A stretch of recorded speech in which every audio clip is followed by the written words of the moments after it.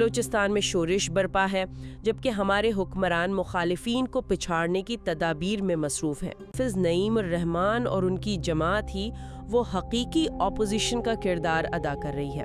بلوچستان مسئلے سے نمٹنے کے جو طریقے رہے ہیں نا، انہوں نے شاید حالات کو مزید پیچیدہ کر دیا ہے۔ مرہم صرف پیسے نہیں بلکہ گہری تبدیلیاں ہیں۔ السلام علیکم ورحمۃ اللہ وبرکاتہ۔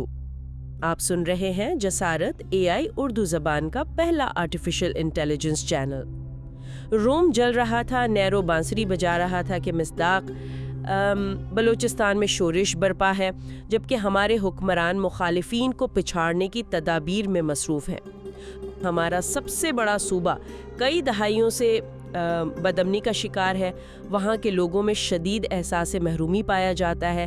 اسی پس منظر کے ساتھ آج ہم پاکستان کے ایک متحرک سیاستدان کے کالم کی بات کر رہے ہیں، اور دیکھا جائے تو اس وقت حافظ نعیم الرحمن اور ان کی جماعت ہی وہ حقیقی اپوزیشن کا کردار ادا کر رہی ہے۔ باقی سیاسی پارٹیاں یا تو خوف کا شکار ہیں یا اسٹیبلشمنٹ کی چھتری تلے سیاست کر رہی ہیں، جسے سیاست کہنا درست نہیں ہے۔ اس وقت ہم بات کر رہے ہیں امیر جماعت اسلامی پاکستان حافظ نعیم الرحمن کی، جن کا حال ہی میں شائع ہونے والا کالم بلوچستان کے زخموں پر مرہم رکھیں، گہری توجہ کا مطالبہ کرتا ہے، اور یہ پیشکش اے سید کی ہے۔ اچھا، تو کالم کی بنیادی دلیل کیا لگتی ہے؟ یعنی ماضی کے طریقوں پر تنقید؟ جی بالکل۔ کالم نشاندہی کرتا ہے کہ بلوچستان مسئلے سے نمٹنے کے جو طریقے رہے ہیں نا، انہوں نے شاید حالات کو مزید پیچیدہ کر دیا ہے۔ حافظ نعیم الرحمن صاحب کا کہنا ہے کہ پچھلی غلطیوں کے ازالے کے لیے ایک آپ کہہ لیں مربوط قومی کوشش کی ضرورت ہے۔ لیکن مسئلہ یہ ہے کہ موجودہ حکومتیں، ان پر تو عوامی مینڈیٹ کا ہی سوال ہے، تو وہ کیسے ایسے حساس مسائل حل کریں گی؟ بالکل، اور یہی نقطہ حافظ نعیم الرحمن نے اٹھایا ہے۔ ان کے کالم کے مطابق جب عوامی تائید کم ہو تو پھر خلا کو پر کرنے کے لیے اسٹیبلشمنٹ کی مدد لی جاتی ہے، اور کالم یہ دلیل دیتا ہے کہ ماضی میں وہ اسٹیبلشمنٹ مسئلے کو صحیح انداز میں نہیں سنبھال سکی۔ دیکھیں، سماجی، سیاسی، معاشی مسائل طاقت سے حل نہیں ہوتے، صحیح، ضرورت زخموں پر مرہم رکھنے کی ہے۔ اچھا، کالم میں کچھ تاریخی پس منظر بھی دیا گیا ہے، جیسے الحاق وغیرہ کا؟ جی ہاں، بالکل۔ خانہ کلات کے ذریعے الحاق کا ذکر ہے، پھر تقسیم ہند کے فارمولے کا حوالہ ہے کہ ریاستوں کو اختیار تھا۔ ساتھ ہی بھارت کی طرف سے حیدرآباد، جوناگڑھ، کشمیر میں اس فارمولے کی خلاف ورزیوں کا بھی ذکر ہے، اور گوادر کا بھی، جو سلطنت عمان سے معاہدے کے تحت پاکستان میں شامل ہوا۔ یہ تاریخ اہم ہے نا؟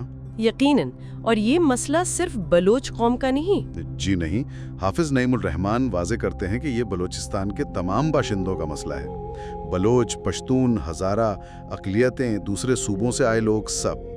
کالم میں 1970 کی دہائی کا بھی ذکر ہے، جب سیاسی تنازعات کی وجہ سے بہت سے اساتذہ اور پروفیشنلز چلے گئے تھے۔ اس سے تعلیمی نظام کو بہت نقصان پہنچا، جس کا اثر آج تک ہے۔ اور کالم کا ایک بڑا فوکس میرٹ کی پامالی پر ہے، اس بارے میں کیا کہا گیا ہے؟ جی، حافظ نعیم الرحمن کے مطابق بلوچستان کا شاید سب سے بڑا مسئلہ ہی میرٹ کا نہ ہونا ہے۔ نہ اسمبلیوں میں نمائندگی، نہ نوکریوں میں، نہ تعلیمی اداروں میں، ہر جگہ۔ اور یہ جو سرداری نظام ہے، کالم اسے باصلاحیت نوجوانوں کی راہ میں ایک بڑی رکاوٹ قرار دیتا ہے۔ یعنی یہ صرف سیاست تک نہیں؟ نہیں، بالکل نہیں۔ کالم کہتا ہے کہ یہ پامالی سول انتظامیہ، فوج، تعلیم، کاروبار، سرکاری ٹھیکوں، حتیٰ کہ اسمگلنگ تک پھیلی ہوئی ہے۔ حافظ نعیم الرحمن اسے سردار اشرافیہ گٹ جوڑ کہتے ہیں، جو صوبے کو وہ تباہی کی طرف لے جا رہا ہے۔ اچھا، اسی لیے تو ترقیاتی منصوبے، جیسے وہ 100 ڈیمز والا منصوبہ تھا، وہ بھی ناکام ہو جاتے ہیں، کیونکہ وسائل صحیح جگہ نہیں لگتے۔ تو پھر حل کیا ہے؟ حافظ نعیم الرحمن کیا تجویز کرتے ہیں؟ دیکھیں، بنیادی تجویز نوجوانوں پر فوکس کرنے کی ہے۔ تعلیم، روزگار، کاروبار کے منصفانہ مواقع اگر یہ ملیں تو مایوسی کم ہوگی، اور جو باہر کا پروپیگنڈا ہے اس کا اثر بھی کم ہوگا۔ گوادر کی مثال دی گئی ہے، مقامی ماہی گیروں کے مسائل، غیر قانونی ٹرولنگ۔ ہاں، یعنی ترقی ہو رہی ہے مگر مقامی لوگوں تک فائدہ نہیں پہنچ رہا۔ بالکل، سرحدی تجارت میں بھی عام آدمی کو مشکلات ہیں، یہ سب مثالیں ہیں۔ آئینی حقوق کی بات بھی ہے، گیس وغیرہ کی؟ جی، بہت اہم نکتہ ہے۔ آرٹیکل 158 کا حوالہ ہے گیس پر پہلا حق صوبے کا، مگر ستم ظریفی دیکھیں، سوئی سے گیس نکلی 50 کی دہائی میں، और आज भी बलूचिस्तान के कई इलाके महरूम हैं। ज़ियारत, क़लात जैसे सर्द इलाके भी? जी हाँ, इससे सनद भी नहीं लगती और लोग लकड़ियां काटते हैं जंगलात से। कॉलम कहता है कि जायज़ जद्दोजहद को ताकत से ना कुचलें, इससे बगावत बढ़ती है। जमाते इस्लामी ने खुद क्या किया है इस हवाले से? कॉलम में जिक्र है? जी, बताया गया है कि जमात ने क्वेटा से इस्लामाबाद लॉन्ग मार्च किया और उनका बनू काबिल प्रोग्राम है आईटी ट्रेनिंग का, उसे बलूचिस्तान तक फैलाने का इरादा है। हाफिज नईमुर रहमान की क़यादत में जमात वो तमाम स्टेक होल्डर्स से राब्ते में है ताकि पुरअमन हल निकले। तो खुलासा ये हुआ कि हाफिज नईमुर रहमान का कॉलम मसले को कसीरुल जहती देखता है, तारीखी, सियासी, माशी, समाजी, और हल ताकत में नहीं बल्कि इफ़ाम व तफ़हीम, मेरिट और नौजवानों को मौक़े देने में है। ये वाकई एक अहम नुक्ता है कि मरहम सिर्फ पैसे नहीं बल्कि गहरी तब्दीलियां हैं। पाकिस्तानी कौम को चाहिए कि हाफिज नईमुर रहमान और उनकी जमात की मुल्क के लिए जिद्दोजहद में साथ दे, क्योंकि ये पाकिस्तान की वाहिद सियासी जमात है जो पाकिस्तान के क़याम के असल मकसद के हुसूल के लिए जिद्दोजहद कर रही है।